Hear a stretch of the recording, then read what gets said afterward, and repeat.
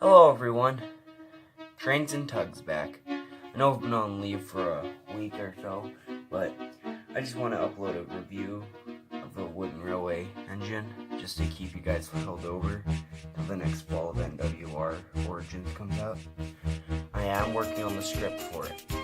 Anyway, here I'm going to be reviewing one of my first wooden railway items from the 2000s, the early 2000s, and that's Hugh. I don't have the zoo cars because, as a lot of wooden railway fans know, that Hugh came out in a couple sets, and then he came out with the zoo cars. Anyway, here he is, and he never appeared in the TV series. He appeared in the railway series only, and he barely even spoke. Anyway, my cat is at the door right now. Sorry about that. Anyway, he was the original number 7 of the Skarloey Railway, and named after the works manager there.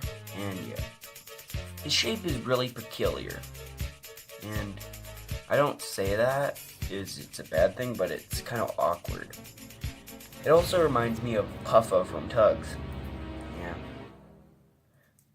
Anyway, he's a nice red livery, like all the other Skarloey railway engines from the railway series. And his face, it's okay. You can see my model's a little worn down. Yeah. It's one of my first wooden railway items. And yeah, for size comparison, 2014 Thomas, Diesel 10 from the last parts of Learning Curve.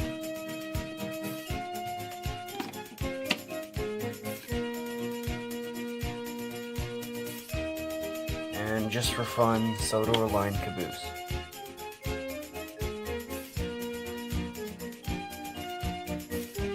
Well, overall, if you want to get into wooden railway and you need an engine, if you want to make a railway series layout of the Skarloey Railway, I recommend him. If you want to collect him, if you want to start a collection, he's a nice engine to start out as. If you buy a lot of them, I bet you can make like a custom of Puffa from Tugs. Yeah. Yeah, he's a nice item. Alright guys, see you later. Oh yeah, personal shout out to the Alligator Tug. Thank you for that remarkable speech. And I hope you watch this video. Don't forget, I'll be back. This is Trains and Tugs, signing off.